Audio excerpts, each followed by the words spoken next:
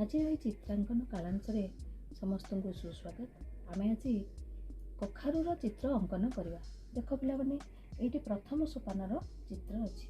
प्रथमे आमे गोटे गोल कले ताकू सही गोल को अतिक्रम करी आउ गोटे गोल कले मझिरे हमर ए भली कोन गोटे अंडाकृतिर सृष्टि हैला। ए भली ता मान द्वितीय सोपान रे आमे कोन कले ना एठी गोटे गोल कले एठी गोटे गोटे कले एवं ता मझिरे आउ गोटे गोल कले तापर एठी तार कखारूर डेम्फटी को कले। वर्तमान आमे ई सोपान अनुसार प्रथम सोपान रे आमे कोन करबा ना गोटे गोल करबा।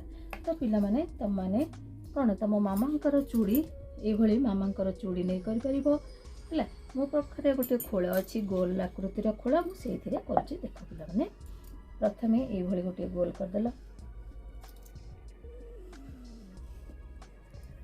तापरे ताकू अतिक्रम करी ए भली आउ गोटे गोल कर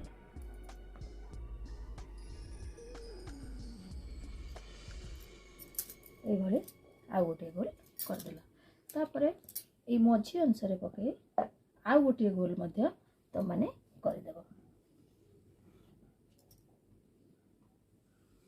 देख पिला माने आमे एबे तीनोटी गोल रु केमती कखारू आमर होची तम माने देख एई भली तम माने निजे घरे अभ्यास करिवो। तापर आमे कोन करिवा ना डेम्फटी को आगो कर देबा। प्रथमे डेम्फटी को आगो कर देबा।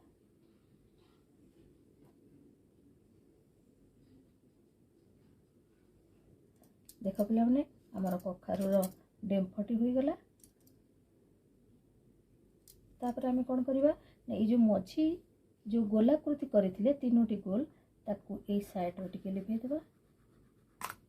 एपटे मध्य ए साइड रो टिके लिखै देबा हा। तळ कामटी को आगो करिवा। ए भली आमे करदेले तळ कामटी को तापरे एई बिंदु रे रखी आमे एयाकू ए भली भाबे जोग कर देले। एपटे मध्य ए बिंदु रे रखी आमे आकू जोग कर देले। पिला माने तापरे आकू आमे कोन कले ना ए भली परिष्कार कर देबा लिभे देबा। तम माने तापर कोन करिवो ना ताकू सब चित्र को लिभे साला परे तम माने ताकू आउ थरे कोन करिवो डबल कर देबो। देख पिला माने तापर कखारूर डेम्फ पाखरे ए भली उंचा करी तम माने ताकू जॉइंट कर देबो। तापर ए अंशटी को एठी जॉइंट करला।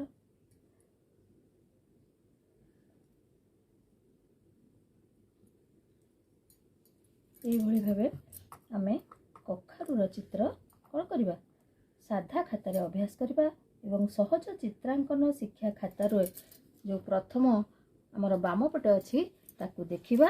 एबे देख पिला माने हमर कोन ए कखारूर चित्र अछि। ए कखारू चित्र को आमे कोन करबा ना कि भली रंग दबा। पिला माने हम माने ए कखारू चित्र रे ए भली रंगटी को अति डीप करबानी। आस्ते आस्ते मझी अनुसार हलदिया रंग देले ए भली हलदिया रंग देबा एवं ताकू प्रथमे कोन करिवो ए जो कखारूर चारि कड़ जाका आग ब्लैक कर देबो तापरे रंग देबो।